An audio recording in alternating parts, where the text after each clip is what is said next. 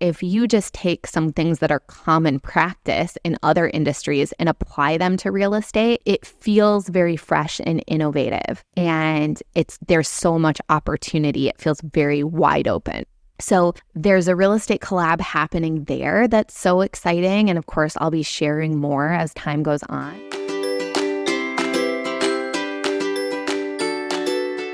Hello, friends.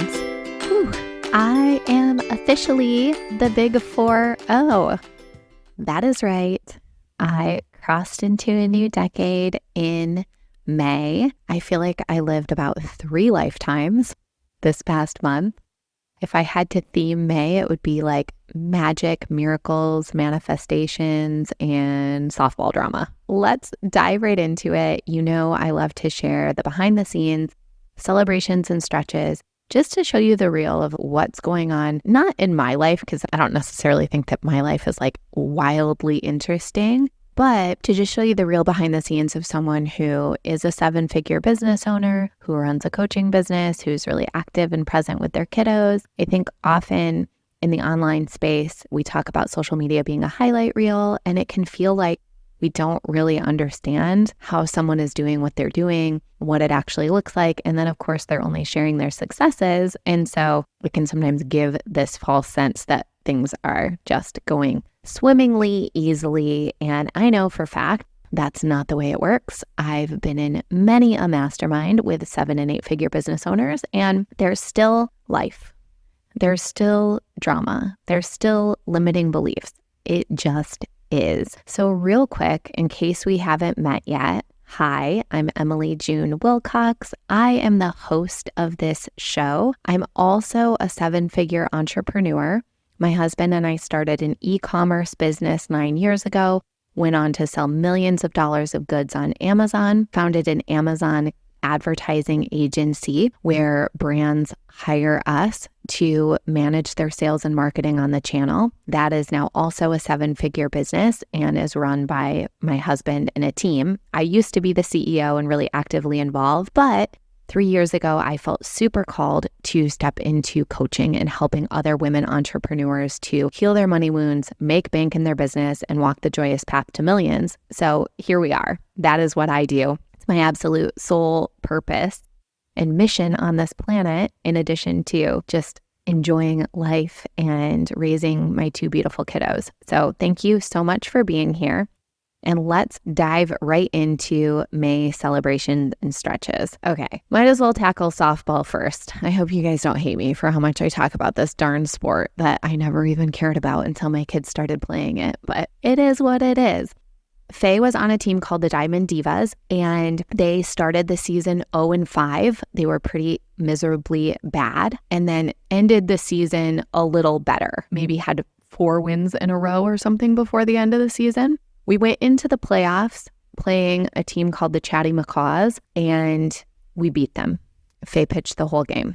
Then we would have to play this team called the Red Dragons. Now, the Red Dragons were undefeated in the regular season, so they had won all 11 games. I think maybe they had a tie, so they were like 10-0-1. No one expected that we would beat the Red Dragons. Everyone anticipated that the Red Dragons would win the entire championship because they were undefeated all season.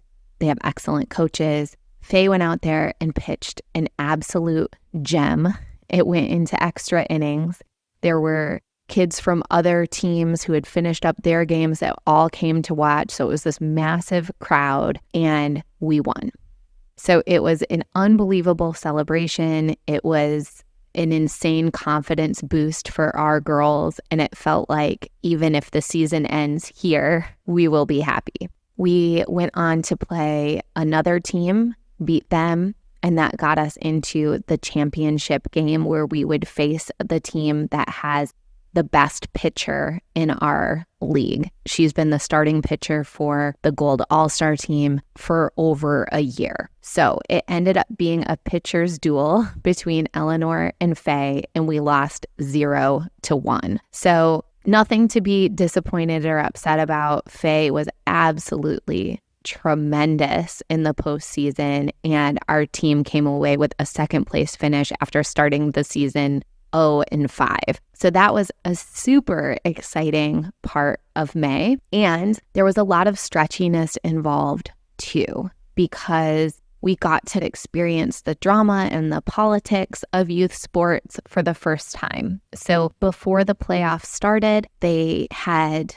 an all-star tryout. The way that it worked is it's an assessment. Any girl who wants to try out can go. 31 girls showed up. All of the coaches of all of the teams are supposed to be there, and they're supposed to assess the girls. The top 8 girls, based on those assessments, are automatically on the All-Star Gold team. And then the coach gets to select an additional 3 to 4 girls. So apparently Faye did not make it in the top 8. We've had some people tell us confidentially she was just on the cusp. So I'm assuming she was 9th. Now, include pitching in this assessment, which is crazy to me because I can't imagine there ever being like a football assessment where they're like, no, we don't need to see the quarterback throw. Nevertheless, they did not include Faye's best skill, which was pitching. So it was all just based off of batting, fielding, base running. Faye hit 4 off of 6 on the pitching machine and fouled off of 5th. I don't think there was a single other girl who did that well. So she had a very good tryout, a very good assessment.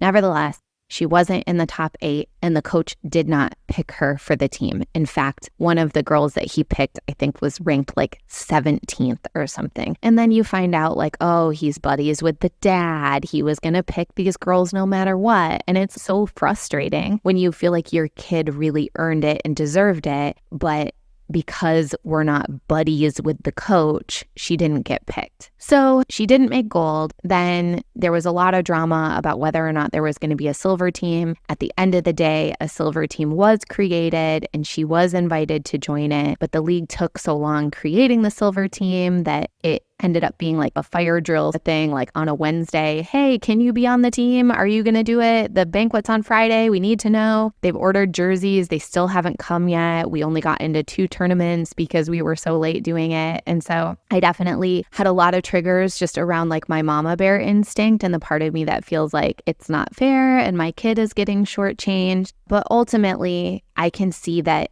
it's really been so great. She's been the starting pitcher for the all-star team and has basically pitched every game and has done phenomenal at that level, which has been a huge confidence boost for her. And even though she would be that good of a pitcher on the gold team, I don't know that they would have pitched her, or not as much, right? Because they have Eleanor, who's also tremendous. So in a way, it's been good, and we've definitely looked at the bright sides of it. But if I'm being honest about May, that was the softball drama, the good drama and the bad drama. Like, it was so exciting during the playoffs, and I'm so glad it's over, because when your kid is the pitcher and you literally know beyond a shadow of a doubt, if my kid does well, we have a chance. If my kid has an off day, we have no chance. And I don't say that with like arrogance. It's just fact. Like, anyone else on the team would have said the same thing. And of course, there were so many other girls on the team that like stepped up and had amazing plays and have their own things to be really celebratory about. But it's like having Faye do well on the mound and pitch really was absolutely mission critical in every single one of those games. So it felt so stressful for Jeff and I.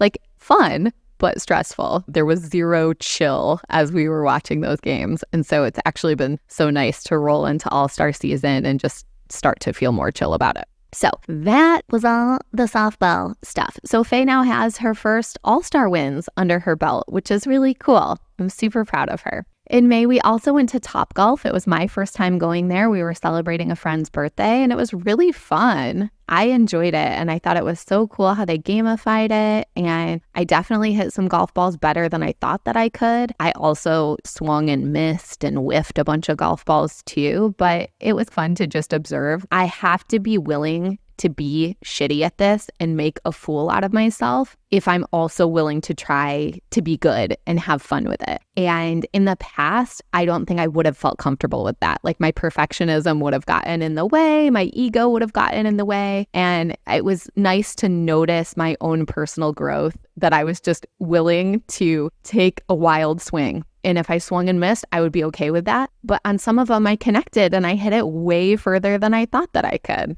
I also had some really exciting and true manifestations come true moments in May around real estate. And when I was on a mastermind retreat, I don't know, probably a year and a half ago at this point, someone asked a question at dinner, like, if you weren't doing what you're doing, what would you want to do? And I said, I would be a real estate mogul. And it wasn't something I really thought out. It was just what fell out of my mouth.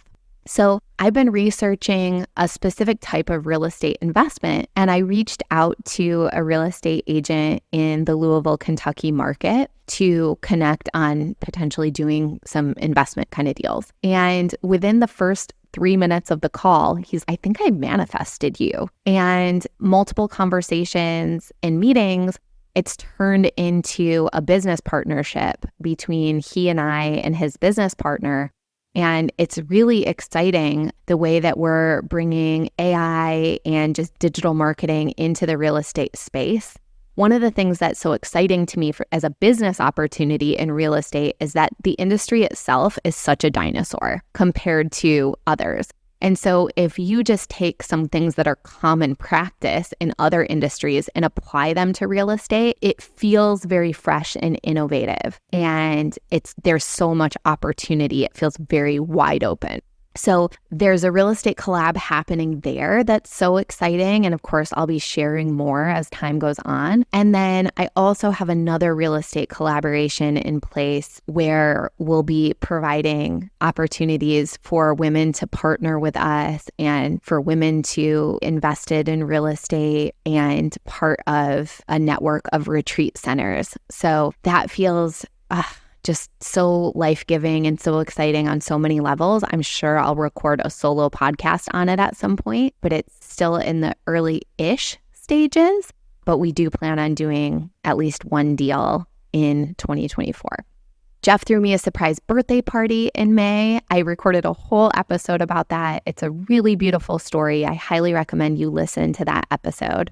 And then Jeff and I hosted a joint birthday party here at our house, and it was an adult talent show. So we told everyone coming to prepare a talent and that it would just be fun and low expectations, but that we wanted people to participate and have fun. And oh my gosh, it was such a blast. We, of course, had lots of musical talents, but even those varied from a couple doing a duet piano performance, a newer friend of ours jumping in on the keyboard for Let It Be while Jeff played it on the guitar without any prior knowledge or practice or collaboration, some gorgeous vocals and some fun vocals too. Some Tenacious D came out, which is like a band that I've loved since college. And what else? There were a lot of surprising and fun talents too. A friend of ours is like a highly acclaimed DJ, and he brought all of his DJ equipment and kind of DJ'd the whole night. Another friend cracked a Sentry safe with a nail file in under 30 seconds. Two other friends weren't even planning on doing anything, and they both realized that they could juggle and ended up coming up with an impromptu juggling routine together and performing it outside. We had a couple do the Dirty Dancing like special routine where she gets lifted up at the end. What else? Those are like the ones that are jumping out at me, but there were so many fun ones. Joke telling, comedy. It truly was such a blast, a dancing conga line. And I wanted to do something fun and unexpected because there's definitely a lot of friends who have come over here just to hang out on a random night. And often the guitar comes out and Jeff is playing and I'm singing and it turns into a sing-along. And so while I love that so much, for the party, I wanted it to be something more unexpected. And so I had a moment of just divine inspiration where an idea came to me and I decided to roll with it. But I was also like nervous enough about it that I didn't want to tell anyone what it was. Plus, I love a good surprise. So I did sing, but what I sang was a song from the South Park movie. If you remember that, I was in high school at the time. And it's Mr. Garrison singing It's Easy MK. And he is singing to the kids and he's trying to get his students to stop swearing. So I changed some of the lyrics slightly so that I was singing to the parents and guiding them on how to stop swearing in front of their kids. And so it's a really funny song. And I was just like dancing along to it. And then, of course, I changed some of the lyrics. I I was trying to roast some of my friends, but only got in a couple lines of roasting because it's a really fast song. I actually played the karaoke version at 0.75 speed just to slow it down slightly. And I still was like, between nerves and everything else, having trouble finding enough air to even sing the damn song. But it was so fun, and I was so proud of myself for doing it and just stretching outside my comfort zone. And what a beautiful way to usher in a new decade. Surrounded by people you love, laughing, having fun, doing something outside your comfort zone, seeing other people go outside of their comfort zone. It just made me feel so excited about this decade ahead. My parents also came out to visit. They were here during the party, so they watched the kids, which was wonderful. We also had a fun visit to Disney, and they didn't really get to see Faye play softball per se, but they got to see one of her all-star practices, and she was pitching there and stuff. So that was really cool for them. I think it's like pretty hard to believe that a 9-year-old throws as fast as she does until you've seen it. Interestingly, we went to a boys' baseball game with similar age boys, and they pitch so much slower at this same age, which I was surprised to notice. So we were laughing, imagining Faye striking out all those boys. I also had multiple surprise Money Wound Medicine purchases this month, which felt so fun and abundant, and like other programs too that I haven't been actively promoting, and yet people were buying. So I think it's good evidence that my ads are working, and just the compound effect of my whole body of work, in addition to just it being a phenomenal program. Let me see. Did I miss any stretches? Oh yeah, there's one other stretch. So remember I told you guys that we invested in like a timeshare kind of a thing, a vacation club, and that my intention was to use it as an investment. So that's been a little bit of a bummer. The availability has been so bad on a lot of those properties that it hasn't been as easy as I thought it would be. I thought I would be able to just put some listings up on Airbnb and bada bing, bada boom. It has not been. So I'm actually having to hire a virtual assistant so that we can get a bunch of listings up, and that my assistant can just check the calendars all the time to keep the availability calendar up to date. So that's been a bit of a disappointment, a bit of a false start. It's not a big deal financially because like for us, it's no big deal if we just need to pay for it and use it on our own. And I have us booked to go to Hawaii next spring break, which either we'll use it or we'll sell that time. So it's not like we're out anything, but I thought it was going to be an easier new stream of revenue than what it has been so far. See, and this is why you listen to this episode, because who the hell is telling you about the challenges with new investments? It's like most people would just post on social media, oh my gosh, we just invested in this new thing. And then they would never tell you when they hit a hiccup or a roadblock or it turned out differently than they expected. So that's what we do around here. It is the real. I also definitely had some days in May, it was like a day or two, where I just felt like I was in such a gloomy mood and I was like feeling some imposter syndrome.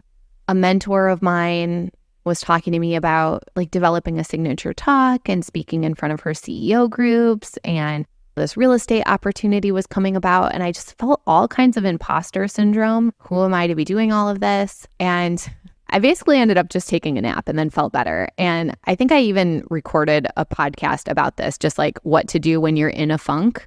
Because again, we don't talk about that stuff enough. It was a stretch as well. And there's definitely been times in May where I felt pretty overwhelmed by all of the stuff that I have going on. So that's like the downside of being a manifesting generator. The upside is that I have a lot of energy for a lot of different things. I'm very multi-passionate. I have a lot of interests. And to me, it's so connected. Like real estate and the money coaching and the business coaching, like it's so connected. Like I don't even need to tell you how connected it is. It makes so much sense in my brain.